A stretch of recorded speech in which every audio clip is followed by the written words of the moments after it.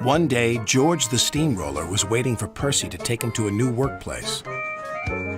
George was being rude to Rheneas and Skarloey. "You're just worn-out wheels on worn-out rails." "You need rocks for your roads," replied Skarloey, "and we're helping you." "I need to flatten little engines in the scrapyards," retorted George. Then Percy arrived to take George away. He was still rebelling. "Railways are no good. Turn them into roads." The little engines were pleased to see him go. George grumbled all the way to the old branch line. He was going to turn it into a road.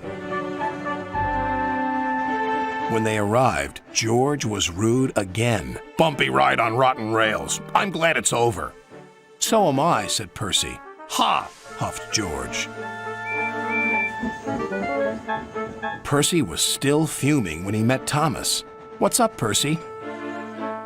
"It's George. He makes me feel down." "Just ignore him," puffed Thomas. George was now enjoying himself. "Ripping up rails," he chortled. "What a life!" "What do you think of this, Thomas?" Thomas took no notice. George felt insulted. "You're a useless blue puffball." But Thomas didn't hear. "I'll show him who's boss." At last, the workmen reached the level crossing. "What shall we do here?" "Tear it up, tarmac it," said George. So they did, but not properly, and George knew it.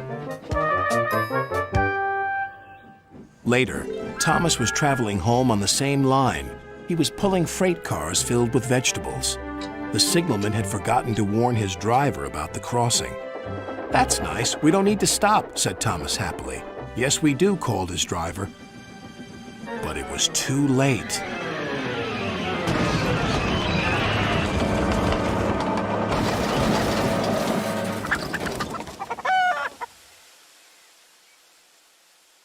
Next day, Percy told Gordon all about George.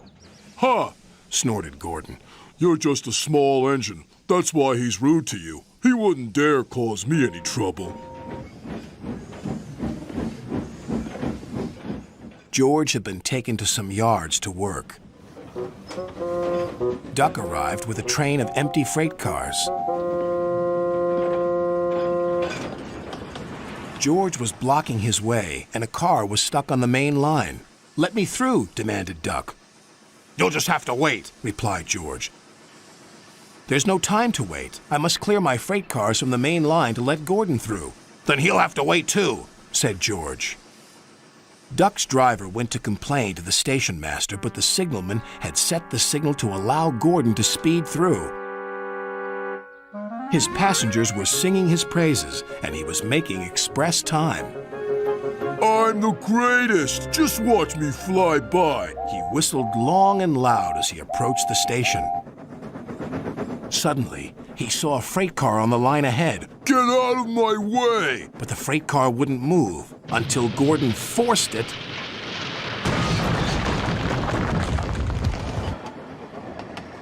by accident. Gordon was worried that Sir Topham Hatt would be cross. He was, but not with Gordon. "Whoever caused this disturbance will have me to answer to." And he did, a few days later. "Look who's here," said Thomas.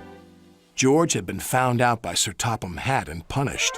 He looked miserable. "Now we'll get some peace at last," said Percy. "I want to get rolling again, but I've got to wait a whole week till I do."